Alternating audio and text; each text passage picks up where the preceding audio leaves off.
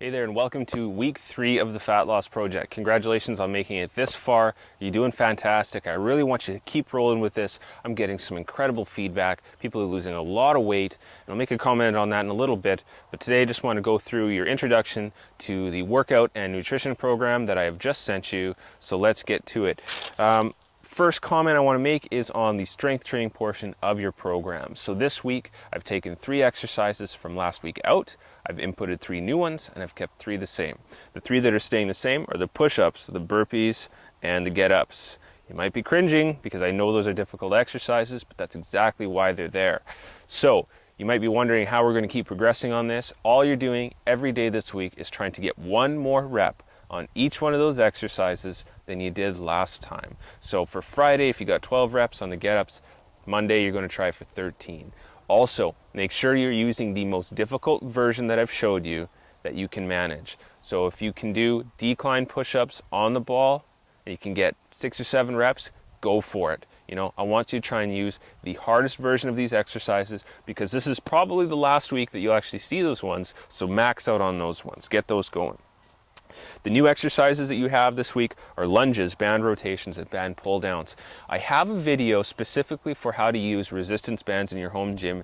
It's on my YouTube account, but I've also given you a link in your email, your summer email this week on where you can find that. I suggest you take a look at that if you are going to use resistance bands in your home gym. You don't have a chin-up bar, and you'll understand what I'm talking about when you look at the workout video and you see that I'm using a chin-up bar to attach my resistance bands. A lot of people don't have one of those, so you're going to use a door. I have a video for that.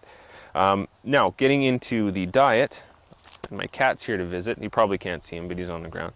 Anyway, getting onto the diet, the options for this week are now 3. You now have 3 options, so instead of last week where you had 2, this week the 3 you're going to be alternating like you did before. So you have a Monday, Tuesday, and a Wednesday, and then you alternate. You go back you go Thursday, Friday, Saturday, and then Sunday is back to what you're having on Monday. So just alternating again, day 1, day 2, day 3, day 1, day 2, day 3, so forth. So that keeps it really simple for you. Now, what I want to talk about a little bit is cardio. And for cardio this week, this is Jack, by the way.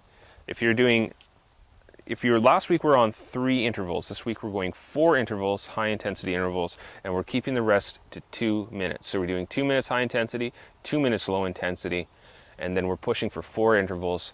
Now what that's going to do, having that 1-to-1 ratio, so your work to rest ratio is now equal, that's incredibly powerful for fat loss and body fat burning and getting that metabolism up. So let's keep that the same. I'm not actually going to reduce that rest interval anymore there, but we're just adding on that extra interval of high intensity. So now 4 intervals, and you're doing 2 minutes high, 2 minutes low. Now another comment on cardio. People have been asking what do they do for making sure that they're getting the highest intensity that they're supposed to. And because I want to keep this very simple, the whole point of this thing is to keep it very simple and straightforward. The whole idea is basically just push yourself as hard as you can for that 2 minutes.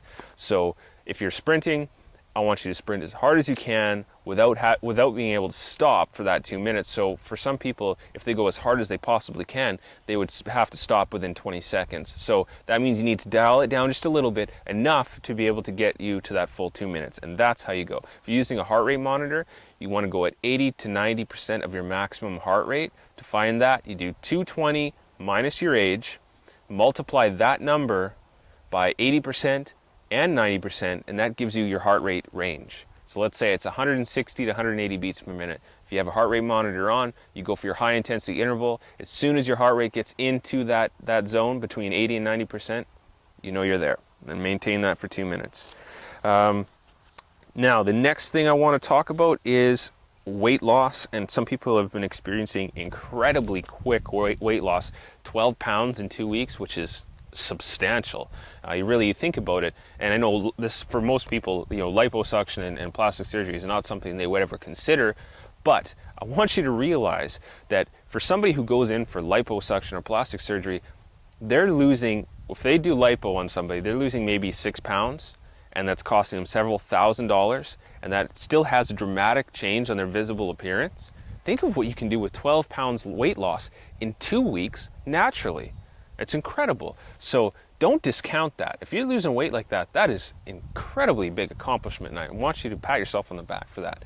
Now, for some people, they're concerned that they're not losing as much weight as they should, but they also say they're losing a lot of inches around their waist. Now, if you've lost a full inch from your waist, from your stomach, that is easily over 3 pounds of body fat loss right there. So some people say the scale isn't changing, but their clothes are fitting looser and they've lost inches.